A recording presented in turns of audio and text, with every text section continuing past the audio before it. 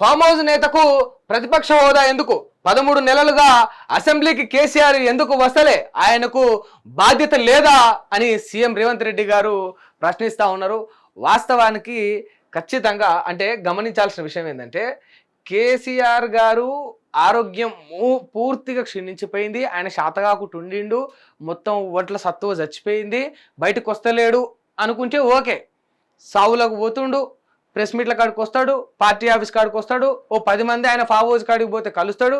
వీటన్నిటికీ శాతనవుతున్న కేసీఆర్కు ప్రతిపక్షం హోదాలో ఉండి ఆయన ప్రతిపక్ష నాయకుడిగా ఉండి ఇవాళ అసెంబ్లీకి రాకపోవడం ఎంతవరకు కరెక్ట్? వాస్తవానికి చాలా మంది అంటుంటారు అంటే రేవంత్ రెడ్డికి పొద్దున్న లేస్తే కేసీఆర్ని తిట్టే పని, రేవంత్ రెడ్డికి పొద్దున్న లేస్తే కేసీఆర్ని తిట్టే పని. అంటే వాస్తవానికి రేవంత్ రెడ్డి కేసీఆర్ను తిడుతుండ అనేది నిజం, రేవంత్ రెడ్డి వల్గర్గా మాట్లాడుతుండ అనేది నిజం, ఒక ముఖ్యమంత్రి పదవిలో హోదాలో ఉండి అట్లా మాట్లాడొద్దు అనేది నిజం. బట్ ఇక్కడ ఇంకొక నిజం ఏముందంటే నిజంగా కేసీఆర్ ప్రతిపక్ష నాయకుడిగా ఉండి ఎందుకు అసెంబ్లీకి వస్తలేడు? 10 ఏళ్ళు కేసీఆర్ గారికి తెలంగాణ ప్రజలు, తెలంగాణ బిడ్డలు ముఖ్యమంత్రిగా ఓట్లేసి గెలిపించి ఆయన నా స్థానంలో కూర్చోబెట్టారు. కనీసం ఆ గౌరవం, ఆ ప్రేమ తెలంగాణ బిడ్డల మీద ఉంటే 10 ఏళ్ళు ఎట్లయితే ఆయనను ముఖ్యమంత్రిని చేసిండ్రో, వాళ్ళకి అధికారం అప్పచెప్పినరో, ఇవాళ ప్రతిపక్ష హోదాను అప్పచెప్పినప్పుడు కూడా తెలంగాణ ప్రజల యొక్క తీర్పును అట్లనే శిరస్సా వహించి అంగీకరించాల్సిన బాధ్యత ఖచ్చితంగా ఉంటుంది.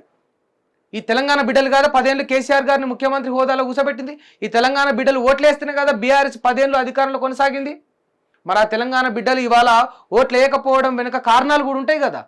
వాళ్ళు ఆనాడు 10 ఏళ్ళు మీ మీద అంత ప్రేమ చూపించినప్పుడు ఒక 5 ఏళ్ళు ప్రతిపక్షంలో ఉండి ప్రజల పట్ల నిలబడి కొట్లాడరా?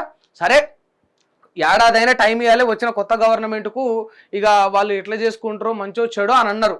టైం ఇస్తే ఓకే, వాళ్ళ మీద విరుచుకు పడకపోతే ఓకే, వాళ్ళ మీద ప్రెస్ మీట్లు పెట్టో లేకపోతే ధర్నాలు చేయకపోతే ఓకే, అసెంబ్లీకి అయితే రావాలి కదా. అసెంబ్లీకి రాకపోవడం కూడా టైం ఇచ్చుడేనా? నీ బాధ్యతను నువ్వు నిర్వహించట్లేదు అన్నట్టు దాని అర్థం. కనీసం నీ బాధ్యతను కూడా నువ్వు నిర్వహించట్లేదు. ఏమిటికి గెలిపించారు మిమ్మల్ని? ఎమ్మెల్యేగా ఏమిటికి గెలిపించారు? ప్రతిపక్ష నాయకుడిగా మిమ్మల్ని మీ పార్టీ వాళ్ళందరూ ఏ విధంగా అంగీకరించారు? కనీస బాధ్యతలు ఉండవా? కనీస బాధ్యతలు. ఇవాళ కేసీఆర్ అంటే రాజకీయ చతురత గలవాడు, రాజకీయ చాణక్యుడు. మరి రాజకీయ చాణక్యుడు కనీసం ప్రతిపక్ష నాయకుడిగా ఉండి ప్రభుత్వాన్ని ప్రశ్నించకపోయినా, విరుచుకుపడకపోయినా ఆయన అనుభవంతో ఒక 10 సలహాలు ఇవ్వచ్చు కదా. నాకు తెలంగాణ అంటే ప్రాణం, తెలంగాణ అంటే నా సర్వం, నా సర్వస్వం అన్నీ అంటాడు కదా. మరి ఇవాళ తెలంగాణ ఆగమైపోతుంది, అన్యాయం అయిపోతుంది, రేవంత్ రెడ్డి పాలనలో భ్రష్టు పట్టిపోతుందని కేసీఆర్ గారు అంటారు కదా. వచ్చో 4 సలహాలు ఇవ్వచ్చు కదా. మీకు రాజకీయాలు ముఖ్యం కాదనుకుంటే, కాంగ్రెస్ను ఓడించడం మీకు ముఖ్యం కాదనుకుంటే, తిరిగి బీఆర్ఎస్ అధికారంలోకి రావడం మీ ముఖ్య ఉద్దేశం కాదనుకుంటే, మీ అన్ని పక్కన పెట్టి తెలంగాణ సస్యశ్యామలంగా ఉంటే చాలని మీరు అనుకుంటే ఇవాళ వచ్చి వీళ్ళకు మీరు సలహాలు ఇవ్వచ్చు కదా. ఒక పెద్ద మనిషి మీ సూచనలు ఇవ్వచ్చు కదా. అసెంబ్లీలో నిలబడి గిది కాదు రేవంత్, గది కథ అని 2 మంచి మాటలు చెప్పొచ్చు కదా. సరే, కొత్త గవర్నమెంట్కి సలహా టైం ఇవ్వాలి, మనం వాళ్ళ మీద విరుచుకుపడొద్దు అన్న కాన్సెప్ట్ బాగానే ఉంది. మరి కొత్త గవర్నమెంట్కు నేను సలహాలు ఇవ్వాలి, 10 మంచి మాటలు చెప్పాలి, నా తెలంగాణ రాష్ట్రం బాగుండాలంటే అనే ఆలోచన కూడా ఉండాలి కదా. మరి ఇదెందుకు చేస్తలేరు? వాస్తవానికి బయటికి వస్తున్న అంశాలు అంటే వార్తలు ఏంది, చాలామంది అనుకుంటే ఏంటంటే కేసీఆర్కు అహం ఎక్కువ. అంటే ఇంత చిన్నోడు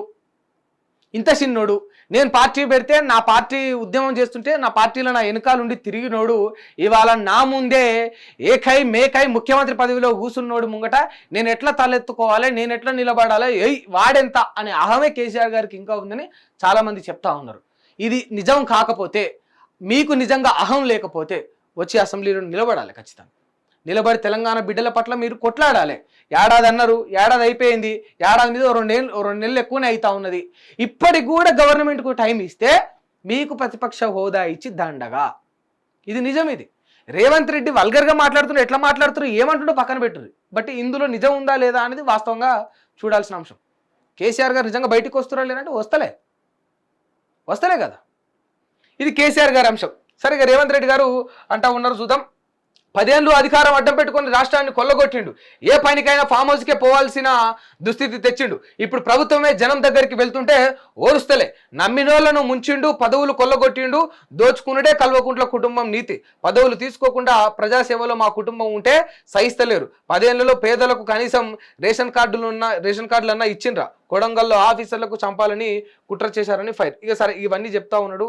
ఈ కుటుంబ పాలన గురించి first of all Revanth Reddy గారు కూడా మాట్లాడదు. ఎందుకంటే ఇక వాళ్ళ అన్నదమ్ముల తీరు అంతా మనం చూస్తూ ఉన్నాం. కలెక్టర్లు, స్కూల్ పిల్లలు సైతం ఇవాళ వీళ్ళ అన్నగారు కొడంగల్కు పోతే మొత్తం పర్యటన నిర్వహించి ఆయనకు సెల్యూట్ కొట్టే పరిస్థితి. దానికి ఏం పేరు పెడతారో పెట్టుండ్రి మరి కుటుంబ పాలనకు.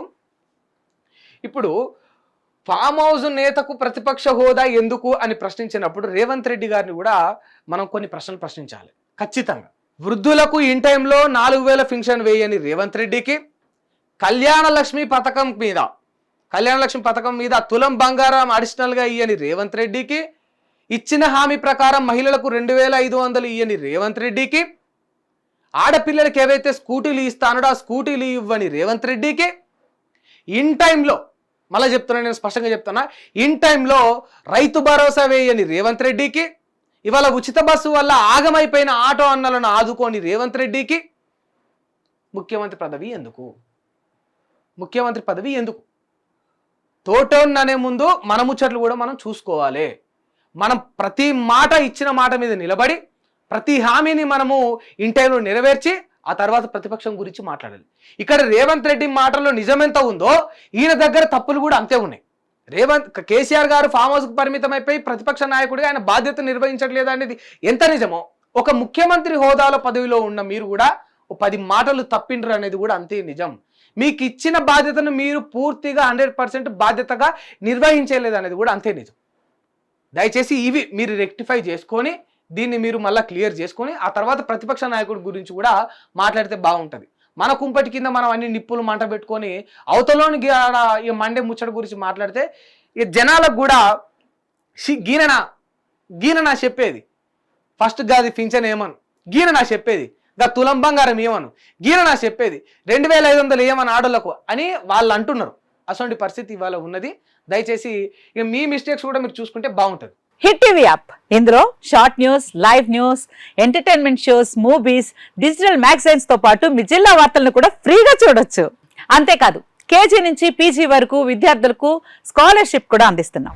ప్రతి వారం 10 మందికి లక్కీ డ్రా ద్వారా ఒక్కొక్కరికి 10,000 రూపాయలు అందిస్తున్నాం.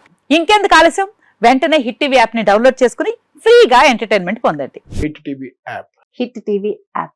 Please download hit TV app. Hit TV app ని ఫ్రీగా డౌన్లోడ్ చేసుకుని ఎంజాయ్ చేయండి. మీకు నచ్చిన ఎంటర్టైన్మెంట్ కోసం హిట్ టీవీ యాప్ ని ఫ్రీగా డౌన్లోడ్ చేసుకుని ఎంజాయ్ చేయండి. హిట్ టీవీ యాప్ ని డౌన్లోడ్ చేసుకుని ఆస్వాదించండి, ఆశీర్వదించండి. ఇంతమంది సెలబ్రిటీలు హిట్ టీవీ యాప్ ని డౌన్లోడ్ చేసుకోండి అని చెప్తున్నారంటే ఎంత మంచి యాప్ ఆలోచించండి.